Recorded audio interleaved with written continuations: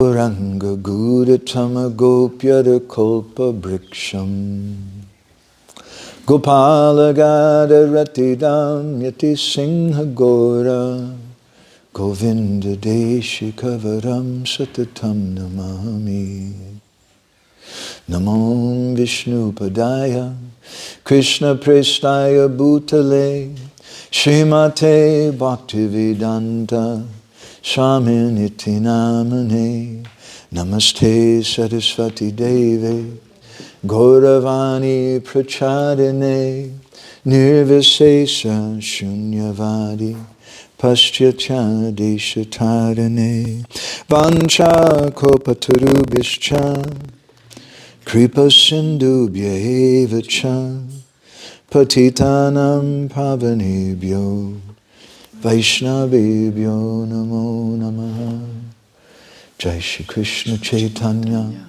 Prabhu Nityananda Shri Advaita Gadadhar Shri Vasari Gaura Bhakta Vrinda Hare Krishna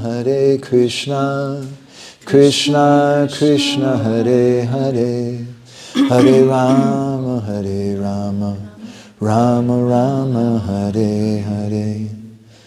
So this is a very auspicious occasion. Ez egy nagyon kedvező alkalom. When a baby is born, it's very auspicious. Amikor egy kisbaba megszületik, az nagyon kedvező. When a deity is installed, it's a very auspicious day. Amikor egy murtit beavatnak, az egy nagyon kedvező nap. And so when the Lord or his devotee appears in the form of a book, it's also a very auspicious day. És amikor az Úr vagy a híve egy könyv formájában megjelenik, az is egy nagyon kedvező alkalom. So Garudama Prabhu asked me if I'd say a few words today, something about the book and something about Śrīla Prabhupāda. Garudama Prabhu megkért, hogy ma egy pár szót a könyvről és Śrīla Prabhupádról mondjak. I understand that generally you're having some classes in the Mahabharata. Értem, hogy általában a Mahabháratról szólnak ezek az előadások. I'm sorry for interrupting that. Elnézést, hogy ezt most megszakítjuk. I like the Mahabharata very much. There's a lot to be learned from it.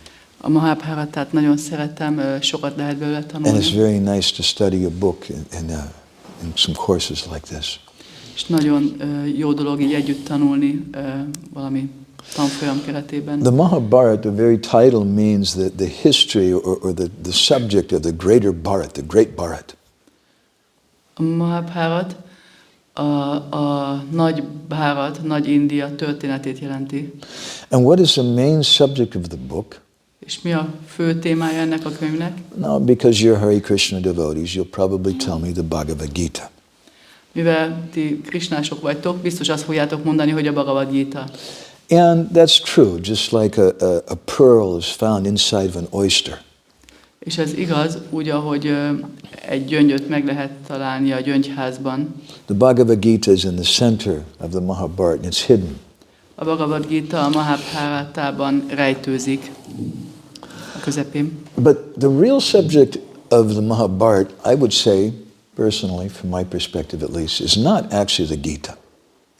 De a Mahabhárat valódi témája a saját szemszögemből, a saját perspektívámból úgy mondanám, hogy nem igazából a Gita. But the real subject of the Mahabharata is the glory of the Lord's devotees. Hanem az Úr baktáinak dicsősége. And it's because of the glory of Arjuna that the Bhagavad Gita was spoken. És Arjuna dicsősége miatt lett elbeszélve a Bhagavad Gita. From the Mahabharata we understand something that when the Lord appears, before he appears, the devotee appears. A Mahabháratából megértjük, hogy amikor az Úr megjelenik, mielőtt még megjelenik, az Úr baktája megjelenik. From the Mahabharata we understand that when the devotee appears, it means the Lord is coming soon after. És a Mahabháratából megértjük, hogy amikor az Úr baktája megjelenik, akkor hamarosan jön már az Úr is. And so there's a lot of similarity to speak about the purport of the Mahabharata and the life of His Divine Grace, A.C. Bhaktivedanta Swami Śrīla Prabhupāda. Így sok hasonlóság van a Mahabhárata magyarázata és A.C. Bhaktivedanta Śrīla Prabhupāda élete között. We're here in this beautiful temple with darshan of Gaura Nitai and chanting Hare Krishna. Itt vagyunk ebben a gyönyörű szép templomban, Gornitáj darsanyát megkaphatjuk, énekelhetjük a Hare Krishnát. Krishna has appeared in the ancient city of Budapest. Krishna megjelent Budapest ősi városában.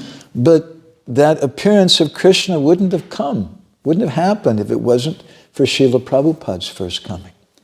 De Krishna megjelenése nem történt volna meg itt, ha Śrīla Prabhupāda nem jött volna már előtte. So tonight I'd like to speak with you a little something about Śrīla Prabhupāda, and we'd like to try to understand something about his heart, something about his purpose. Ma szeretnék egy kicsit beszélni Śrīla Prabhupádról, főleg valamit szeretnénk megérteni a szívéből, valamit a céljáról. And perhaps more importantly than that, we'd like to raise the subject, what does he have to do with me, with all of us? És talán még ennél is fontosabb, azt a témát szeretnénk, arra a témára szeretnénk rávilágítani, hogy mi közöm van nekünk ehhez. When Garudama asked me to speak about this Prabhupāda-līlāmṛta, there was one writing of Śrīla Prabhupāda that kept coming to my mind. Amikor Gautam Prabhu megkért, hogy erről a Śrīla Prabhupāda-līlāmṛtáról beszéljek, Prabhupádnak az egyik írása újra és újra felmerült bennem. It's something that Niranjan Maharaj read just a few days ago to us, just before he left. Ez valami azok közül, amit Niranjan Maharaj olvasott fel nekünk egy pár nappal azelőtt, hogy elment Budapestről. It's Śrīla Prabhupāda's concluding words to the Chaitanya Charitamrita. Śrīla Prabhupāda utószava a Chaitanya Charitamritához. It's quite long. Elég hosszú. And just as Niranjan Maharaj didn't feel it really appropriate to read the entire thing, I'm also not going to. Ahogy Niranjan Maharaj sem érezte úgy, hogy az egész dolgot ideillő lenne felolvasni, én sem fogom ezt felolvasni mind. It's a very emotional writing though. De egy nagyon érzelmekkel teli írás. Śrīla Prabhupāda is dedicating, he's saying that this happened because of my spiritual master, Śrīla Bhaktisiddhanta Saraswati Thakur Prabhupada. Śrīla Prabhupāda ezt dedikálja, mondja, hogy ez azért történt, az én lelki tanítómesterem, Bhaktisiddhanta Saraswati Prabhupád miatt történt ez. He said, if there is any credit to my activities of translating, it is all due to his divine grace. Ha bármilyen There's any credit. nekem van ebben bármi érdemem, az mind az ő isteni kegyelme Bhaktisiddhanta Saraswati Thakur Prabhupádhoz tartozik. Certainly, if his divine grace were physically present at this time, it would have been a great occasion for jubilation. Ha ő istenek kegyelme jelen lenne jelen pillanatban, ez nagy ünneplésre való alkalom lenne. I was thinking of these words. I thought, when this book comes out, Śrīla Bhaktisiddhanta must be so happy. És ezekre a szavakra gondoltam, hogy amikor ez a könyv kijött, arra gondoltam, hogy Śrīla Bhaktisiddhanta mennyire boldog lehet. And so many Vaishnavas, because now we can hear about the glories of this amazing Vaishnav. És annyi más Vaishnava is, mert most hallhatunk ennek a nagyon csodálatos Vaishnavának a dicsőségéről. Śrīla Prabhupada went on, he said, but even though he's not physically present, I'm confident that he's very much pleased by the work of this translation. De bár fizikailag nincs jelen, nagyon biztos vagyok abban, hogy nagyon is elégedett ezzel a fordítással. He was very fond of seeing many books published to spread the Krishna consciousness movement. Nagyon szerette, hogy sok könyvet nyomtatunk ahhoz, hogy a Krishna tudatos mozgalmat terjesszük. Therefore, our society, the International Society for Krishna Consciousness, has been formed to execute the order of Sri Chaitanya Mahaprabhu and His Divine Grace, Śrīla Bhaktisiddhanta Saraswati Thakur. Ezért a mi közösségünket, ezt az ISKCON-t azért alapítottuk, hogy Sri Chaitanya Mahaprabhu és Śrīla Bhaktisiddhanta Saraswati Thakur utasításait végrehajtsuk. So our story tonight is going to be going back and forth a little bit. A mi történetünk ma kicsit oda-vissza fog kanyarogni. I'd like to begin with a professor of religious studies. Egy vallástudományi professzor szavaival szeretném kezdeni. His name was Thomas J. Hopkins. Övé. Thomas J. Hopkins. Okay. And he was studying Vaishnavism. Vaishnavizmus tanulmányozott. And he was searching out to try to find a good translation of the Śrīmad Bhagavatam. És a Śrīmad Bhagavatamnak egy jó fordítását kereste. But the year was something like 1967. He was living in New York. De ez olyan 69-ben volt, New Yorkban élt. And there's no Gaudiya Vaishnavism in New York City in 1967. És 1969-ben nem létezik a Gaudiya Vaishnavizmus New York városában. One evening, as he was sitting in his home, there was a knock on the door. Egy este, ahogy üldögélt, valaki kopogtatott. When he opened the door, he was shocked. He couldn't believe what he was looking at. Amikor kinyitotta az ajtót, olyan sokkos állapotba került, hogy nem is hitt a szemének. He was looking at someone who looked like a traditional Gaudiya Vaishnav. Olyan valakit látott, aki úgy nézett ki, mintha egy hagyományos Gaudiya Vaishnava With a lenne. shaved head, and kunti mala beads, and tilak. Le volt borotválva a feje, kuntimalája volt, tilakja. That wasn't a shock for him. Nem ez volt a sok. Professor Hopkins had been to India before, and he'd seen many Vaishnavas. Hopkins professzor volt, járt már Indiában, és sok Vaishnavát látott. But he'd never seen a white-skinned one in America. De sohasem látott még egy fehérbőrű Vaishnavát Amerikában. He was shocked. Ettől döbbent meg He annyira. invited him to come in, Behívta, and he started asking him questions. és különböző kérdéseket tett fel He neki said, gyorsan. do you have Śrīmad Bhagavatam? Van Śrīmad Bhagavatamod? And the devotee looked a little blank. És a bakta kicsit, hát ilyen üres tekintettel merett rá. He said, oh, I think Swamiji has some book by that name. Azt hiszem, hogy Swamijinek van ilyen című könyve. And then he asked him, he said, do you know about Vrindavan? Tudsz valamit Vrindavanról? And the devotee said, no, is that in New York? Nem, ez New Yorkban van. He said, well, tell me about Chaitanya Mahaprabhu. Mondj nekem valamit Chaitanya Mahaprabhuról. The devotee said, who is that? Az kicsoda? He didn't know anything. Semmit nem tudott. This professor knew more about Gaudiya Vaishnavism than this devotee did.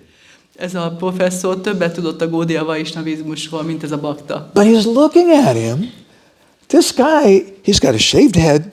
He's wearing a dhoti and kurta. He doesn't know about Chaitanya Mahaprabhu. But obviously he's very dedicated. De figyeli ezt a figurát, aki ott van dhótiban és leborotvált fejjel, és nyilván nagyon dedikált, nagyon átadta magát ennek a dolognak, de semmit nem tud. He couldn't figure it out. És nem értette, hogy ezt And then hogyan that lehet. young man said, you should come and meet our Swamiji. És akkor a fiatalember azt mondta, hogy gyere és találkozza a Swamijinkkal. And then when Professor Hopkins met Śrīla Prabhupāda, he understood what was going on. És amikor Hopkins professzor találkozott Śrīla Prabhupádával, akkor megértette, hogy mi folyik itt. So, Śrīla Prabhupāda is such a very, very special personality. I don't think it's any kind of exaggeration to say that Śrīla Prabhupāda is going to be a very, very famous person throughout history. Śrīla Prabhupáda egy annyira nagyon-nagyon különleges személy, hogy nem gondolom, hogy túlzás lenne azt állítani, hogy az egész történelemben nagyon kiemelkedően híres lesz. Śrīla Prabhupāda, he led a life of love. Śrīla Prabhupáda egész életét a szeretetben élte le. From his earliest childhood, he was born in a family of Gaudiya Vaishnavas. A korai gyermekkorától, amikor Gaudiya Vaishnava családba született. How many of you here, raise your hand, have been to Kolkata before? Raise your hand. Hányan voltatok Kalkuttában? How many of you been to Śrīla Prabhupāda's birthplace? Hányan voltatok Prabhupád szülőhelyén? It's very, very special. Nagyon Have különleges. you been to Radha Govinda temple also? Radha Govinda templomban is voltál? Very good. All right. It's an interesting story. Śrīla Prabhupāda was born under a jackfruit tree in Kolkata. Érdekes kis történet. És Śrīla Prabhupád Kalkuttában egy jackfruit fa alatt született. some devotees, they took us there to see that place, I don't know, what, 15 years ago or something. Bakták elvittek minket oda kb. 15 éve. And they told us we had to be very careful because we're going to try to purchase the property, and if they see a bunch of Hare Krishna people around, the prices will go up. És mondták, hogy nagyon kell vigyáznunk, mert szeretnék ezt a birtokot megvásárolni, ezt a házat, ezt a kertet, és hogyha meglátnak egy csomó Hare Krisnást, akkor fel fog menni az ára. So we went there and we saw that tree which is still there, Prabhupada was born under. Elmentünk, megnéztük ezt a fát, ami ott volt, ami alatt Prabhupád született. A few years ago, the devotees managed to get that property, and they built a beautiful shrine there for Śrīla Prabhupāda.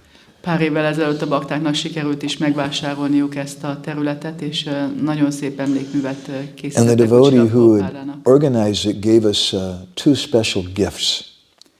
És az a bakta, aki ezt szervezte, 2 különleges ajándékot adott nekünk. There were 2 small baby jackfruit trees. 2 picike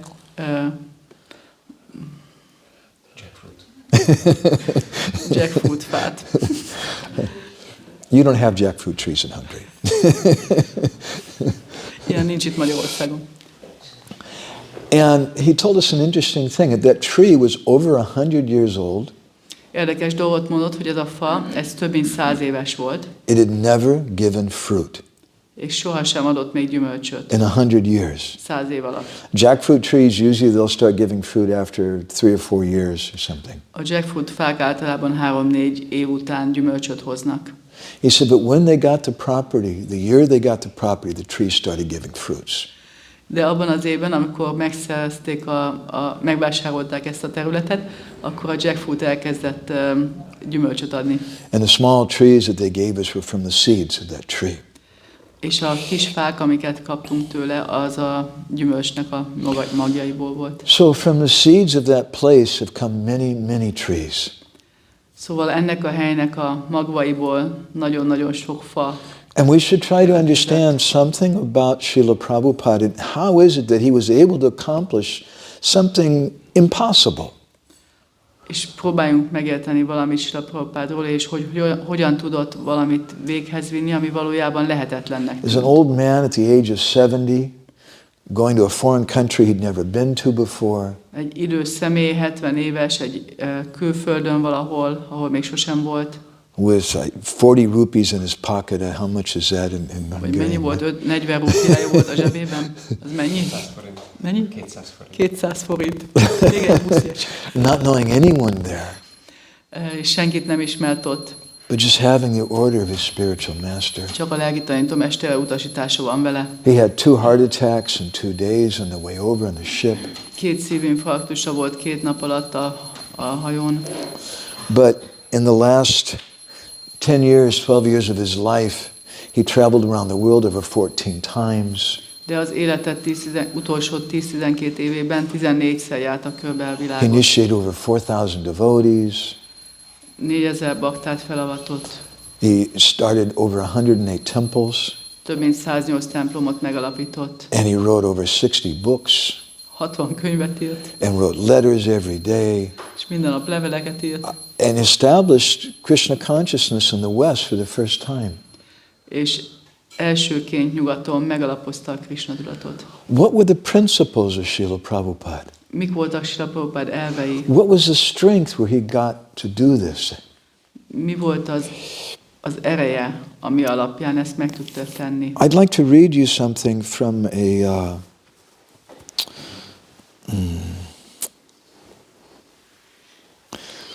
a lecture that Śrīla Prabhupāda gave in Mauritius in 1976. Egy leckéből szeretnék olvasni nektek valamit, amit Śrīla Prabhupád 76-ban Mauritiusban.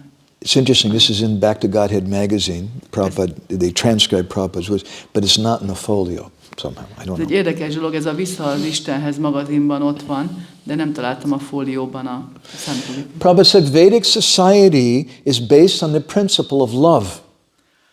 A védikus társadalom a szeretet elvén alapul. Between husband and wife, A férj és feleség között, father and son, apa és fia között, the king and the citizens, and so on. a király és az alattvalói között, és így tovább. He said, civilization must be founded on love, not law. A civilizációt a szereteten és nem a törvényen kell megalapozni. By law, you cannot make a person love you. Törvény által nem kényszeríthetsz valakit, hogy szeressen téged. First, he must love you. Először kell, hogy szeressen. Then he will gladly follow your law. Akkor boldogan fogja követni a törvényeidet. Modern civilization lacks this basis of love. A modern civilizációban hiányzik ennek a szeretetnek az alapja. And so the result is that everything is superficial and false. Hiányzik az alap, a szeretet, és ezért minden felületes és hamis. But if devotion to Krishna is made the basic principle, De ha a Krishna iránti odaadást tesszük az alapvető elvé, then people will be happy. akkor az emberek boldoggá válnak. So this is what Professor Hopkins discovered. These people, they don't know anything about Gaudiya Vaishnavism. Ezt fedezte fel Hopkins professzor, hogy ezek az emberek semmit nem tudnak a Gaudiya At Vaishnavizmusról. that time, they didn't even know who Chaitanya Mahaprabhu was. Akkor még azt sem tudták, hogy ki az a Chaitanya Mahaprabhu, But they loved Śrīla Prabhupāda. de szerették Śrīla Prabhupádot. Śrīla Prabhupāda conquered their hearts. Śrīla Prabhupád legyőzte a szívüket, And there's so many things that we can say about Śrīla Prabhupāda. és annyi mindent mondhatunk Śrīla Prabhupádáról. He was a great scholar, a great visionary. Nagy tudós volt, nagy víziója He was volt, an expert manager. nagyon szakértő menedzser volt, He was expert at business.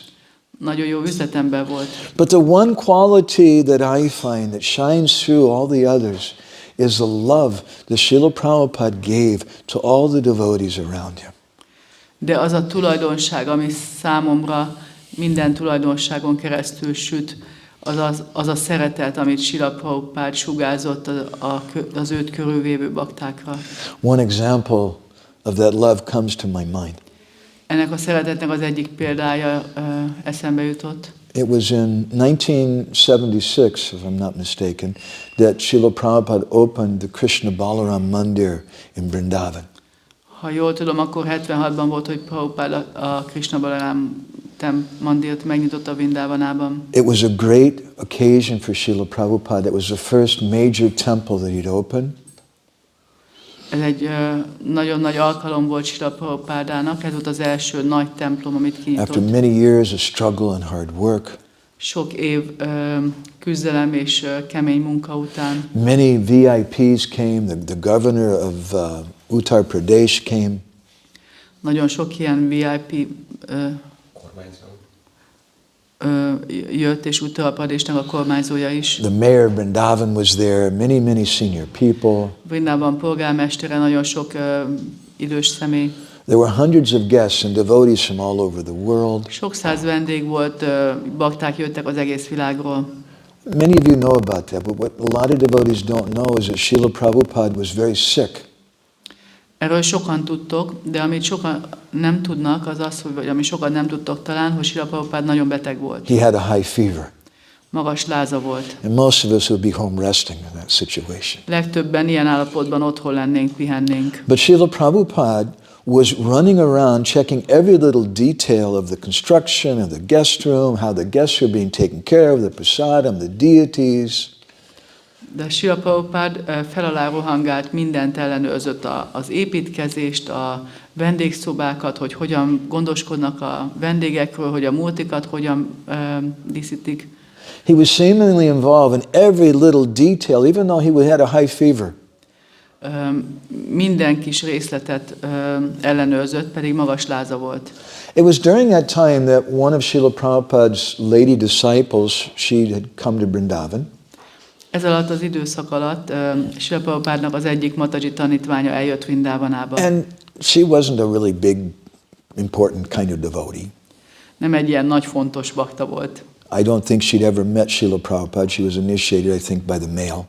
Azt hiszem, hogy levélen keresztül kapott avatást, nem hiszem, hogy találkozott már Śrīla Prabhupádával. She brought a small gift for Śrīla Prabhupāda, a jar of jam.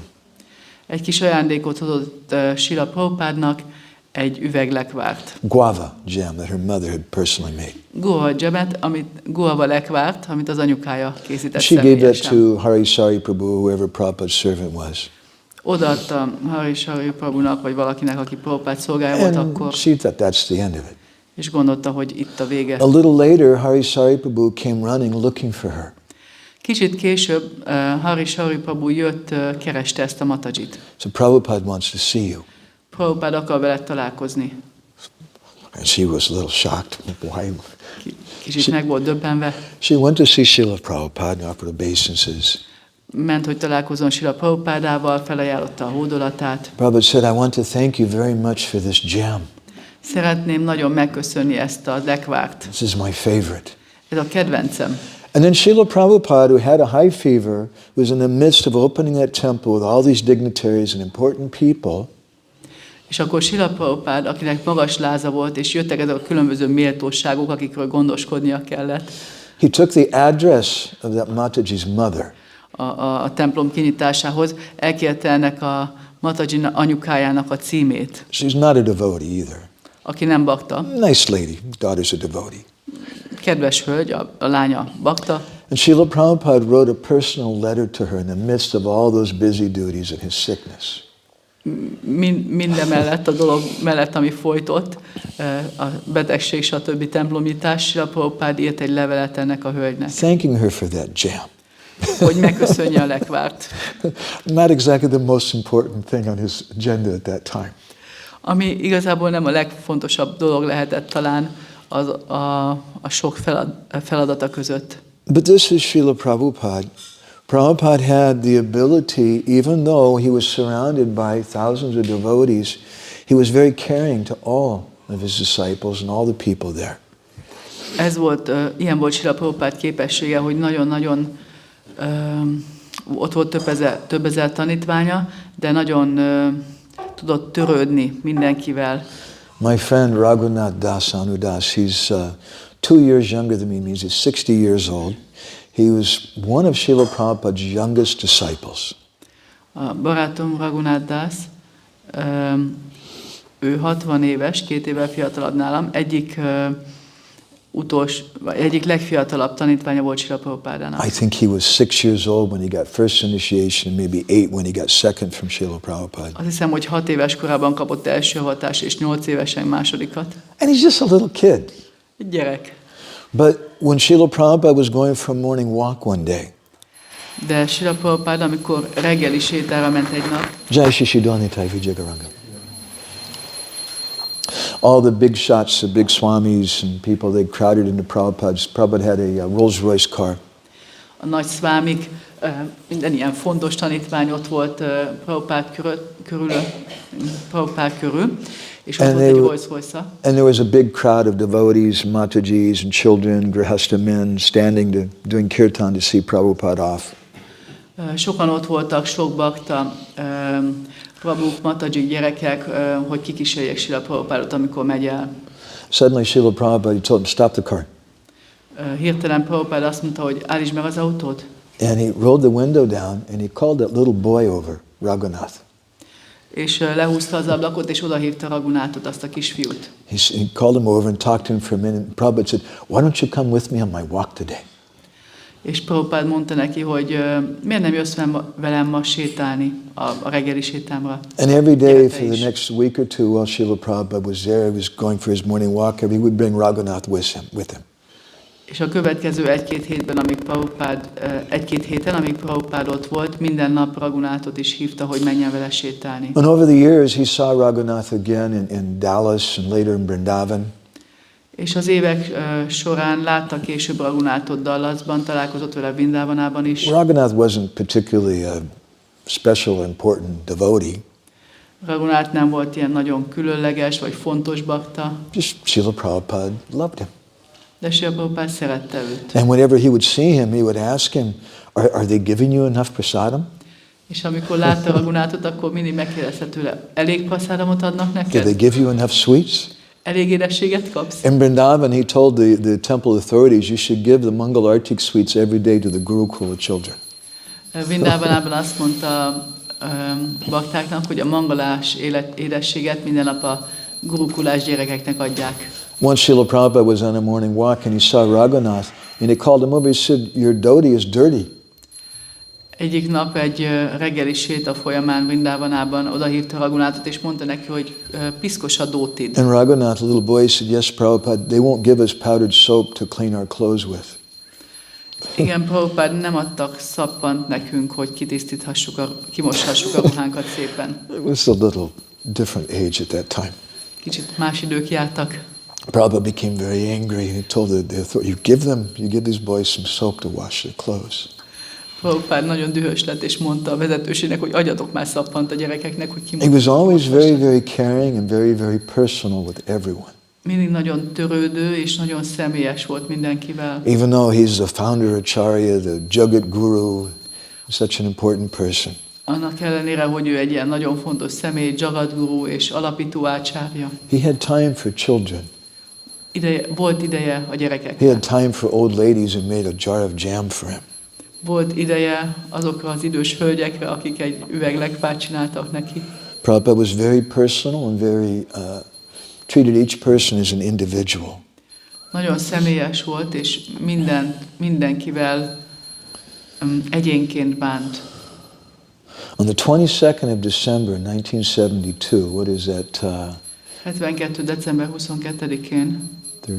50 years ago, almost to the day today. 50 éve. Śrīla Prabhupāda wrote a letter to his leading GBC man, was Karandar Prabhu. Írt egy levelet Karandar Prabhunak, a vezető GBC-ének. And Prabhupada in that letter, he described essentially the purpose of this Krishna consciousness movement.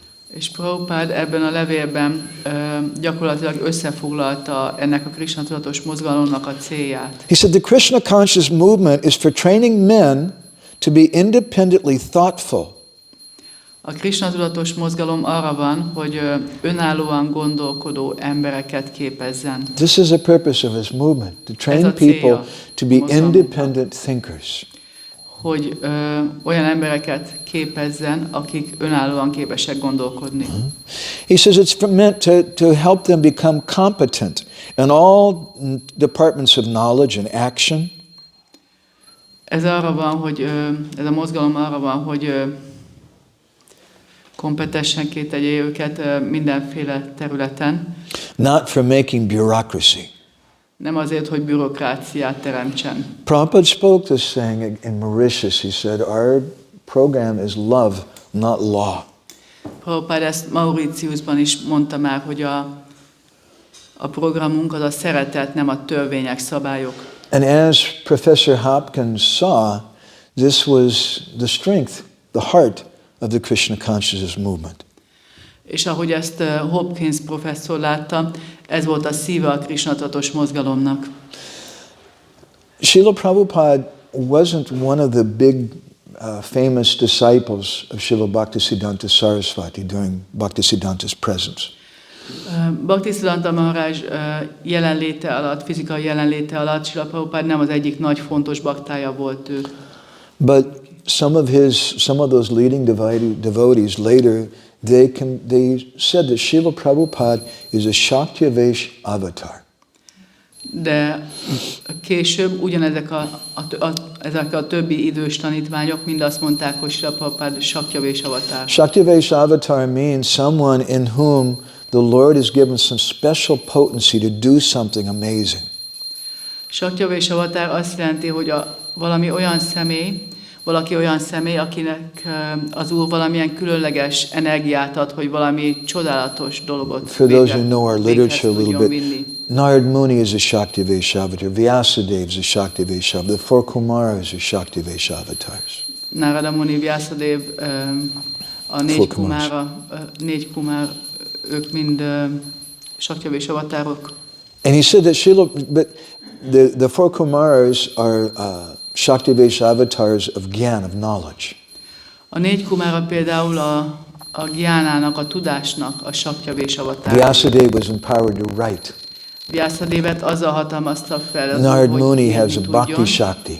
Narada Munit pedig a Bhakti Shakti. So what was the Shakti of Śrīla Prabhupāda? És mi volt Śrīla Prabhupāda Shaktiya? Paschata Deshatarne. His Shakti was to preach to the West. A A saktia arra volt, hogy nyugaton tudjon prédikálni. And some of his leading godbrothers, they considered that he's Nityananda of Vaish. He's especially empowered by Lord Nityananda. És vezető istentestvérei úgy tekintenek rá, mint Nityananda Ávésra, valakire, akit felhatalmazott az Úr Nityananda. In particular to preach to the West. És főként arra, hogy nyugaton prédikáljon. But preaching to the West means preaching to the whole world, because the whole world is following the West, including India. De a nyugaton prédikálni, ez azt jelenti, hogy az egész világnak prédikálni, mert az egész világ, Indiát is beleértve, követi a nyugatot. Some years ago, I've been living in India for 31 years. 31 éve élek Indiában. I've had the good fortune to meet some of Śrīla Bhaktisiddhanta Saraswati's disciples. Megvolt az a jó szerencsém, hogy találkoztam Śrīla Bhaktisiddhanta néhány tanítványával. Most of whom have left this world by now.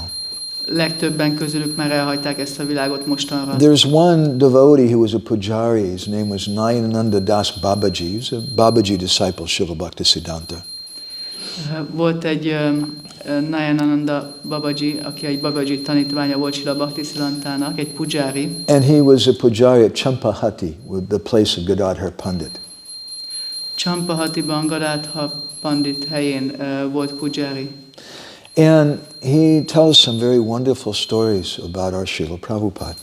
És csodálatos történeteket mond el a mi Śrīla Prabhupádánkról. He said that most people didn't really notice him. A legtöbb ember nem vette őt észre, mondta. But at the same time he was appreciated. De ugyanakkor értékelték őt. He was very dedicated. Nagyon dedikált volt. As a grihasta, he would always allow preachers to come and stay in his home, and he would give them prasadam. Grihasztaként mindig megengedte, hogy bakták a házában lakjanak, mindig adott nekik prasadamot. And the preachers knew that even if they had a program late at night, and it was maybe 11 or 12 o'clock at night, they could knock on his door unannounced, and he would greet them happily and let him stay in his room. És tudta mindenki, aki prédikált, hogy este 11-kor, 12-kor bejelentés nélkül lehet kopogtatni az ajtaján, és odaadja a saját szobáját, hogy mindenki ott aludhasson. And Nayananda said that Śrīla Prabhupāda treated him like a son with affection. He's much younger than Prabhupada. Nayananda, aki sokkal fiatalabb Śrīla Prabhupádánál, azt mondta, hogy Śrīla Prabhupáda apai szeretettel bánt vele. He said once when Śrīla Bhaktisiddhanta came, he called our Śrīla Prabhupāda in the room and they had a long talk privately. Mondta, hogy egyszer, amikor jött Śrīla Bhaktisiddhanta Prabhupáda odahívta a mi Śrīla Prabhupádunkat magához, és hosszan beszélgettek. And all the devotees who were present there were surprised because who is this guy? He's just a grihasta. Az ott jelenlévő bakták meglepődtek, mert ki ez az ember? Not a sannyasi or anything. Nem szanyászi. And then later there was the Navadvip Mandal Parikrama. Śrīla Bhaktisiddhanta took the devotees on. Később Śrīla Bhaktisiddhanta elvitte a baktákat Navadvip Mandala Parikramára. It was the last year that Śrīla Bhaktisiddhanta performed that parikrama before he left this world. Ez volt az utolsó év, amikor Śrīla Bhaktisiddhanta ezt a parikramát, erre a parikramára vitte a baktákat, mielőtt elhagyta They had ezt a világot. tens of thousands of pilgrims coming on that parikrama. Több tízezer zarándok volt, aki jött velük. So when they came to Champahati, the place of Nayananda Das, where he was a pujari, there was tens of thousands of people, huge crowds there. Szóval amikor megérkeztek Champahatiba, ahol Nayananda pujari volt, több tízezer ember ott volt. Bakták. And at that time, one of Śrīla Prabhupāda's godbrothers had just returned from London from preaching. És ez abban az időben volt, amikor Śrīla Bhaktisiddhantának az egyik tanítványa éppen most ért vissza Londonból, ahol prédikált. But he wasn't so successful in his preaching. Nem volt olyan sikeres a prédikálásban. So that evening, Śrīla Bhaktisiddhanta, he gave a lecture in front of these tens of thousands of people. Azon az estén Śrīla Bhaktisiddhanta előadást tartott ezelőtt a több tízezer bakta előtt. And he told everyone, it's my sincere desire that the teachings of Chaitanya Mahaprabhu should be spread all over the world. És azt mondta, hogy ez az én őszinte vágyam, hogy Chaitanya Mahaprabhu tanítása az egész világon elterjedjen. He said this was the vision of Bhaktivinoda Thakur. Ez volt Bhaktivinoda Thakurnak a víziója. And he said, this was the last request of my mother, Srimati Bhagavati Devi, before she left her body. Ez volt Srimati Bhagavati Devinek, az én édesanyámnak az utolsó kívánsága, mielőtt ő elhagyta ezt a világot. She wanted to see Krishna consciousness spread in the West. Akarta látni, hogy a Krishna tudat elterjedjen nyugaton. So he said, so he was willing to take the life blood of the Gaudiya Math in the form of money to send devotees there to preach. És arra is hajlandó volt, hogy a Gaudiya Math vérét a pénz formájában elköltse arra, hogy baktákat küldjön nyugatra, hogy prédikáljanak. But Śrīla Bhaktisiddhanta said that so far it hasn't been successful. És akkor mondta Śrīla Bhaktisiddhanta, hogy de egyelőre nem voltunk még sikeresek. And at that time, this devotee, this Nayanananda Das Babaji was there. He was looking and he saw something mysterious was going on. És ekkor ez a Nayanananda, ez a pudzsári, ott volt, és látta, hogy valamilyen misztikus dolog történik.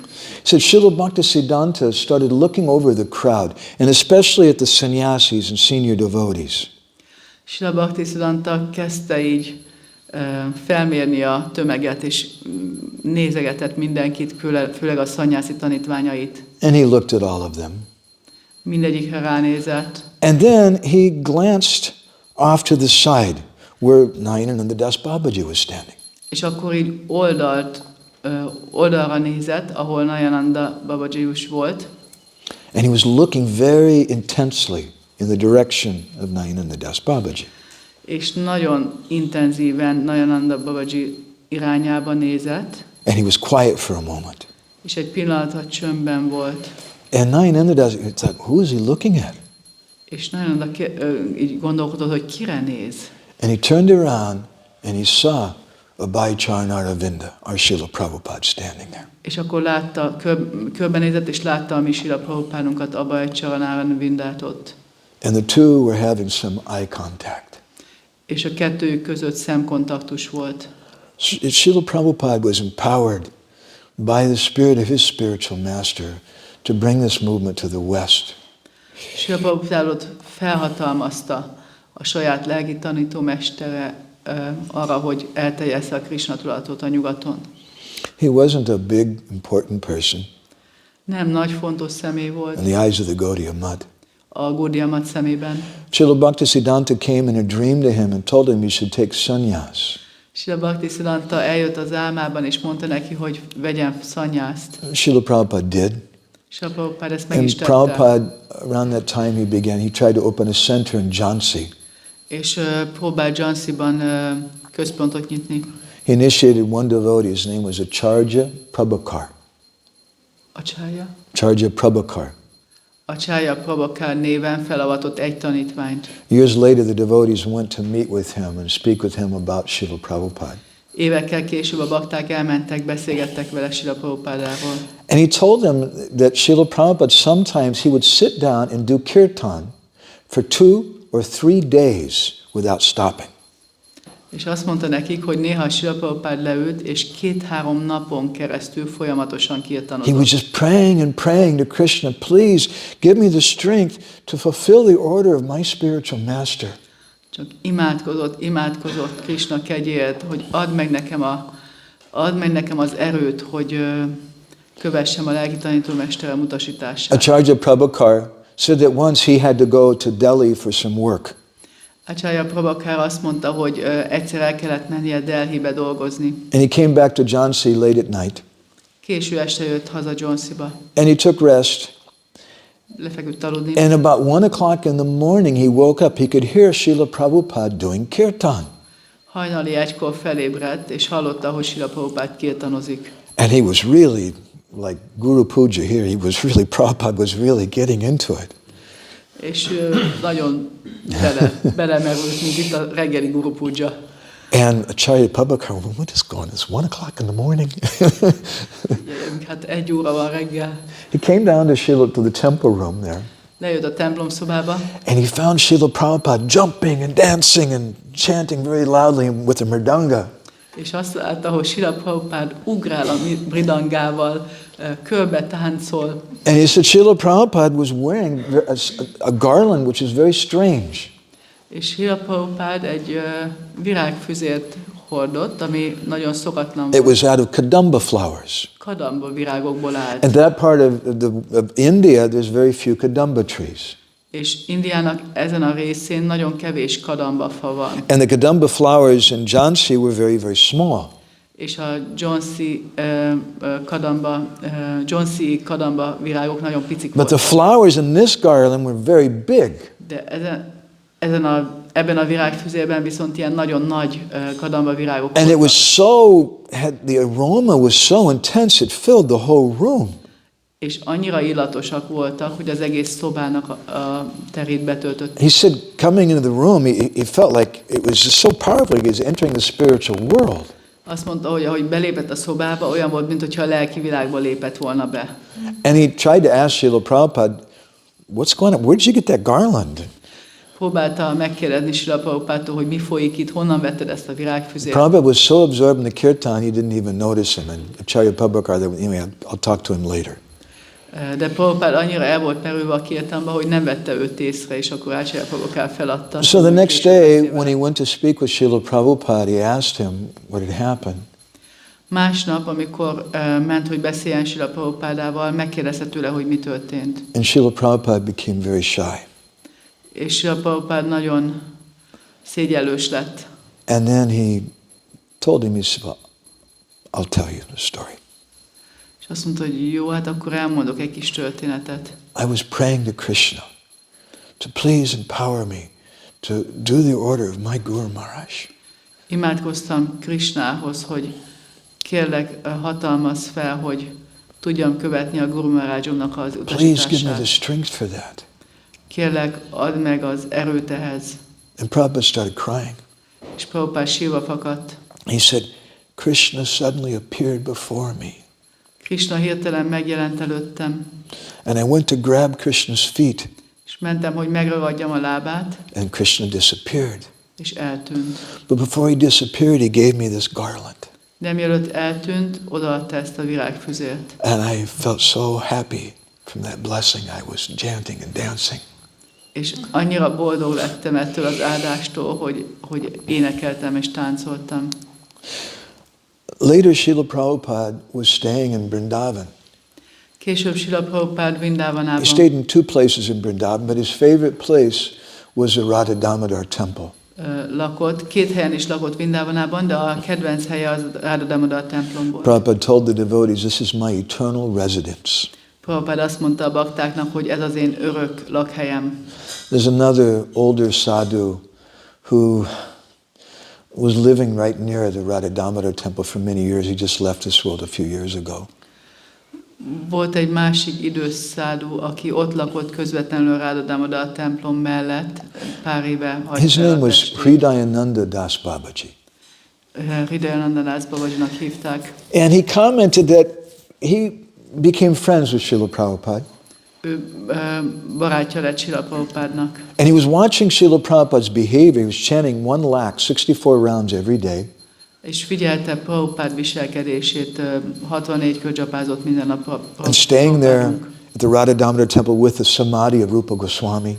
És ott lakott Radha Damodar templomban Rupa Goswami szamádia mellett. After some time, Hridayananda Das Babaji said he heard the sound of someone crying in the middle of the night. És egy idő után Hridayananda Das Babaji azt mondta, hogy hallotta, hogy valaki sír az éjszaka közepén. And every night he kept hearing that crying. És minden nap hallotta ezt a sírást. So one night finally he got up on the roof to see who's this crying. Egy nap végül felment a tetőre, hogy megnézze, hogy ki ez, ki sírdogál. And he saw Śrīla Prabhupāda sweeping the ground in front of Rupa Goswami's samadhi. És látta, hogy Śrīla Prabhupád söprögett Rupa Goswami szamádia előtt. And Prabhupada was crying and praying, oh hey Rupa, please bless me, please empower me to serve my Gurudev's mission. És Śrīla Prabhupád sírt, hogy ó, Rupa Goswami, Kérlek segíts, kérlek áldj meg, kérlek engedd meg, hogy szolgáljam a lelki tanítómester misszióját. I want to share another story with you. Másik történetet is szeretnék megosztani veletek. The devotees in Mayapur, in I don't know what year it was, I think sometime in like 1975, 1974, 75, around then.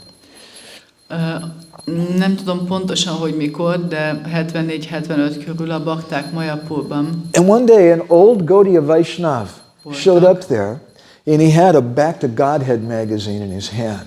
És egy nap egy idős Gaudiya Vaishnava felbukkant, és egy BTG, egy Visszaistenhez magazin volt a kezében. And he was asking, is anyone here a disciple of Bhaktivedanta Swami Maharaj?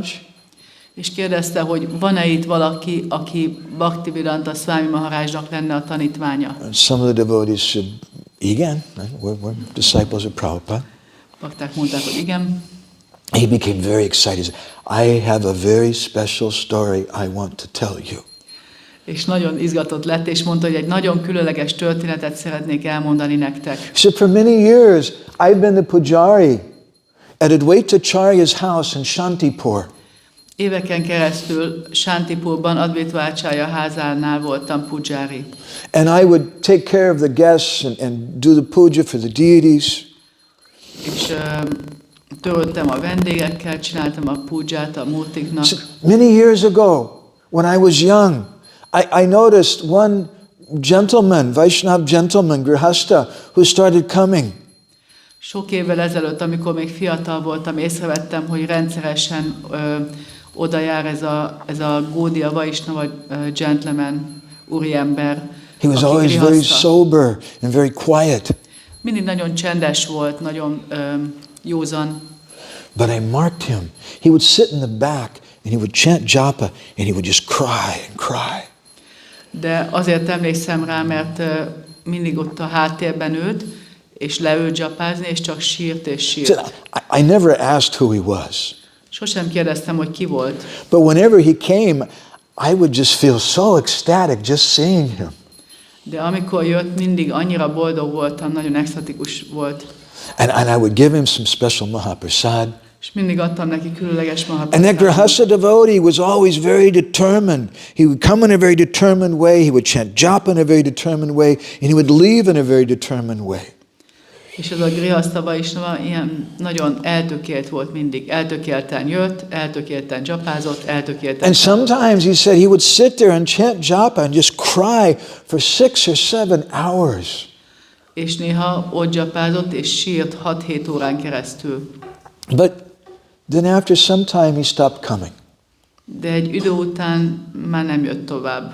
Then Nem one jött day, többet. a few years later, he said, I was doing my seva and I noticed a sannyasi who'd come. És aztán egy nap, egy pár évvel később csináltam a púdzsát, és észrevettem, hogy bejött egy szanyászi. And he was sitting in the back of the temple and chanting japa in a very determined way, and he was crying. És a templomszoba hátsó részén ült, és nagyon eltökélten japázott és sírt. And I noticed that it's my old friend. És észrevettem, hogy itt a régi barátom. Only now he's chanting even more deeply and crying even more bitterly. Csak most még sokkal mélyebben japázik, és sokkal So he was crying so keserűbben much, sír. I started crying. Annyira sírt, hogy én is sírva fakadtam. And I got some Mahaprasadam for him. Tettem neki egy kis mahaprasadamot. And when he was ready to leave, I gave it to him. I said, I haven't seen you for many years. I didn't recognize you at first. És amikor Prabhupád felállt, hogy távozzon, akkor odaadtam neki a mahaprasadamot, és mondtam neki, hogy nem láttalak jó hosszú ideig. I never, all these years, I never got your name. What is your name? Sose tudtam a nevelet sok-sok év folyamán. Hogy hívnak? He said, my name is Abhay Charnarabinda Bhaktivedanta Swami Maharaj.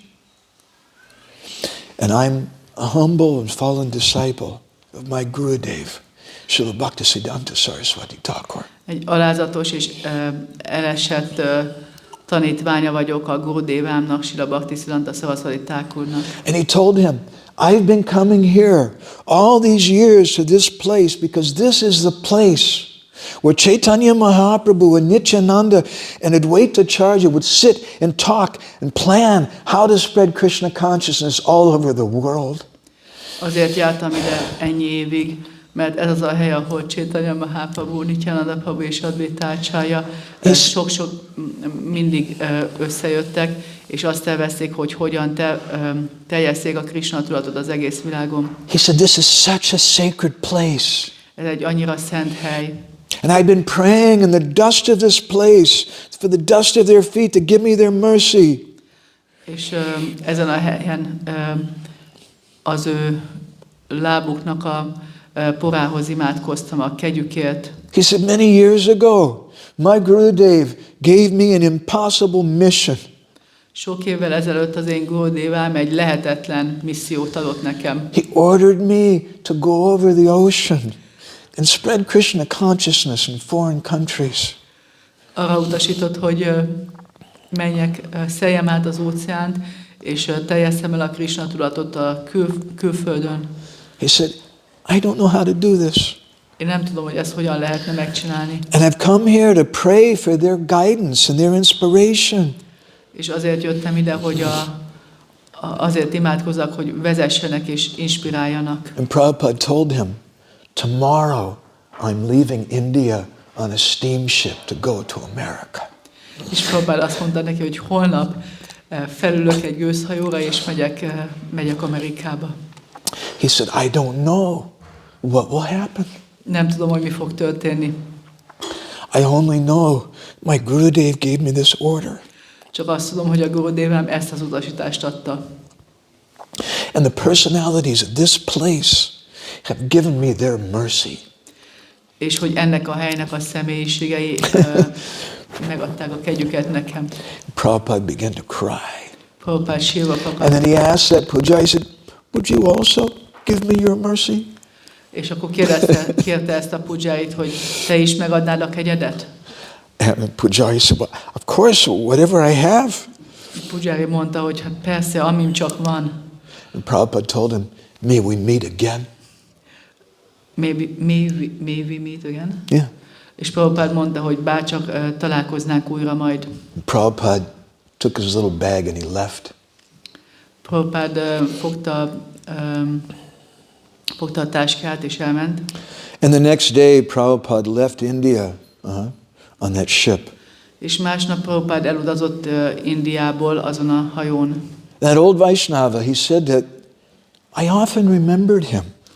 És ez az idős Vaishnava mondta, hogy gyakran emlékeztem rá. And I wondered what happened to him. És tűnődtem, hogy mi történt vele vajon. Then one day something strange happened. És egy napon valami furcsa dolog történt. Some Western Vaishnavas started coming to our temple. Nyugati Vaishnavák kezdtek jönni a templomunkba. He said, I was very shy. I don't speak English and I didn't talk to them at first. Nagyon szégyellős voltam, nem beszélek angolul, nem beszéltem velük először. I didn't know where they come from or how they became devotees. Nem tudtam, honnan jöttek, hogy lettek bakták. And then one day, one of them gave me this Back to Godhead magazine. És egy nap az egyikük ezt a Vissza az Istenhez magazint adta oda He nekem. said, I opened it up and I saw this article about Śrīla Prabhupāda's life. És láttam ezt a cikket Śrīla Prabhupāda életéről. And I saw a picture of him as a grihasta and I recognized it's my old friend. És láttam róla egy képet, mint grihasta, és felismertem, hogy ez a régi barátom. And now I see he's become the acharya. És látom, hogy most ő lett az ácsárja. And he's done it. És megcsinálta. So this is Śrīla Prabhupāda. Ez Śrīla Prabhupāda. I'd just like to finish with a few statements from Śrīla Prabhupāda. Egy pár kijelentésével, Śrīla Prabhupádának pár kijelentésével szeretném befejezni. About his mission. Kijelentéseivel a missziójáról. Prabhupada said in Los Angeles in 1973. 73-ban Los Angelesben ezt mondta Prabhupád. So this should be our program. Ez legyen a programunk. Our propaganda means to make people happy. A propagandánk az, hogy az embereket boldoggá tegyük. It's not a business. Ez nem egy üzlet. To take some money. hogy pénzt kérjünk tőlük. In 1972 in Hong Kong, in a conversation, he told the devotees. 72-ben Hongkongban egy beszélgetés során azt mondta a baktáknak. He said, we're making a tiny effort how to make people happy. Egy pici erőfeszítést teszünk, hogyan tehetnénk boldogakká az embereket. Our only business is to make people happy.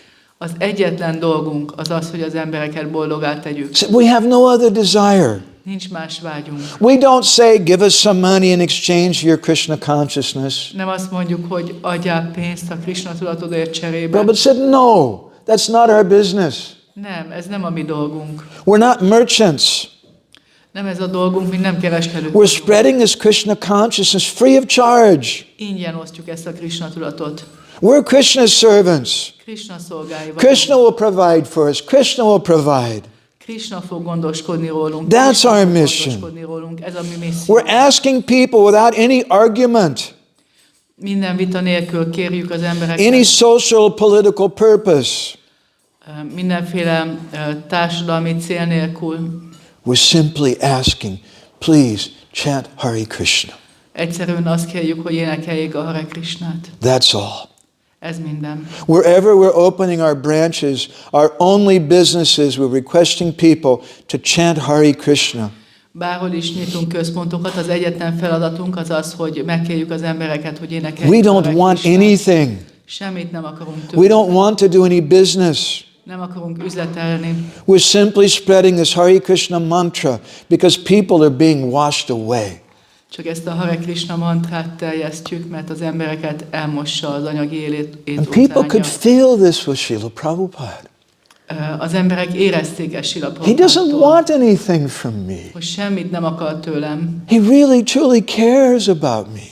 Valóban igazából törődik velem. He really, truly wants to see everybody happy. Valóban igazából szeretné, hogyha mindenki boldog lenne. He thought, I've never seen anyone like that before. Még sohasem láttam senkit, aki ilyen lenne. I came to this movement in 1982. Én 82-ben jöttem ebbe a mozgalomba. A few years after Śrīla Prabhupāda left. Pár évvel azután, hogy Śrīla Prabhupāda elment. And one of the persons who preached to me, made me devotee, is Prabhupāda's disciple, Charu Prabhu. És az egyik bakta, aki prédikált nekem, a Śrīla Prabhupāda tanítványa, Charu Prabhu. Charu Prabhu told a story about Śrīla Prabhupāda.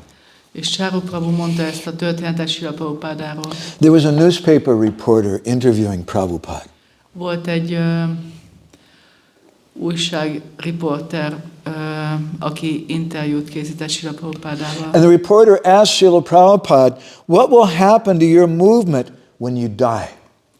És megkérdezte a riporter, hogy mi fog történni a mozgalmaddal, amikor te meghalsz. And Prabhupada replied instantly back, I'll never die. És Prabhupád azonnal azt válaszolta, én sohasem fogok meghalni. And then Prabhupada explained. És aztán elmagyarázta. He said, I'll live forever in my books. Örökké élni fogok a könyveimben. Śrīla Prabhupada dedicated his Srimad Bhagavatam to his spiritual master. Śrīla Prabhupáda a Srimad Bhagavatamot a lelki tanítómesterének He said he dedikálta. lives forever in his divine instructions and the follower lives with him. Azt mondta, hogy ő örökké él az isteni útmutatásában, és a követői vele élnek. So I think this day is a very auspicious day, like a birthday or like a deity installation day.